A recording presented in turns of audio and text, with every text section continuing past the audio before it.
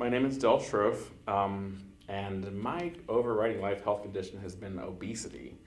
I've been overweight since I first went on a diet at the age of 8 and have been on diets most of my life. At my peak as an adult, I weighed 400 pounds. At the age of 8, I had my pediatrician put me on a diet, 800 calories a day. Extreme low-calorie diets, 800 calories is not enough for a child and not enough for most of adults. And what generally happens is a lot of hunger that eventually causes the binging and starving effect. And so I've done a lot of that, and I still struggle with keeping myself from binging and to keeping myself from starving myself. So very low-calorie diets. I've done a vegan diet as a means of weight loss. I've done low-carb diets both as a vegan and as a meat eater. And I've even done some healthy dieting. I've done exercise. At my healthiest, I was not worrying so much about dieting, but was basically exercising a lot when I first started college, and went from being 250 pounds in high school down to 212 pounds my first year of college. What didn't work about any of them is the fact that the weight always came back. And so the extremities, the extreme dieting always caused eventual weight gain, and it just kept getting worse and worse and worse. Well, when I first became vegan, which was 1997, I opened up my own vegan bakery. And probably the worst thing I did was to absorb myself into the bakery so much that that's what I was eating. At my worst, I would go home from work and eat a bag of potato chips and drink a couple of beers, and that would be it, and I'd go to bed. And of course, I would think I wasn't eating that much, so that blah, blah, blah, it wasn't a big deal. I'd get up in the morning and eat scones from the bakery, or muffins from the bakery, or baked goods.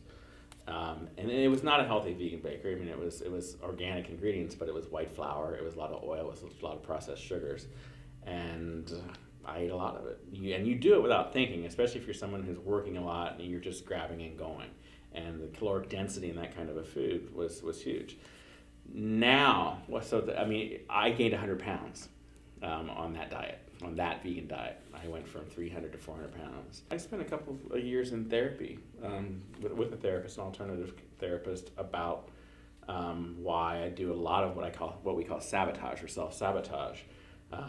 Bad eating habits are a form of self-sabotage. And,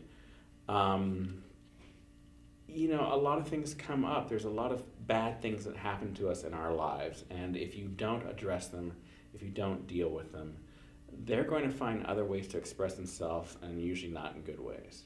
I've been lucky. I've had a relatively really good life and a relatively easy life, but we all have things that happen to us. And knowing the difference between nutritional density and caloric density has made a huge difference for me.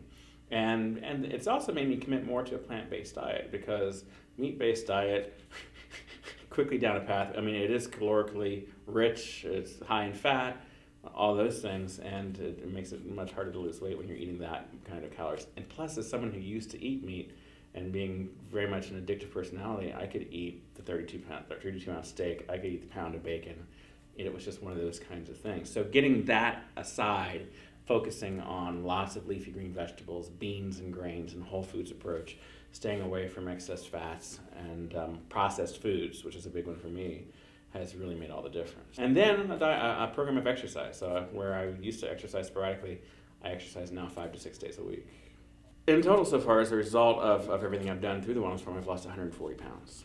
And I feel much, much better. There's less joint pain, there's less struggling, there's more energy, and I can definitely feel the difference. The way that I live now, the way that I eat now, the exercise program is my life. I'm starting to try and think of myself as an athlete now. In other words, being someone who's physically active every day and not just sporadically, and making that. And you can tell the difference when I exercise and when I don't exercise. There's 2 different days. So being the athletic person, being someone who embraces a lifestyle as a part of me, is making a huge difference for the way that the decisions that you get up and make every day. And when you I've immersed myself in a business that's focused on health, so I'm teaching this every day. You can't go out and teach this and then be a bad example of what it is you want to teach. So part of my goal is to be a healthy example of what I'm doing, what I'm teaching.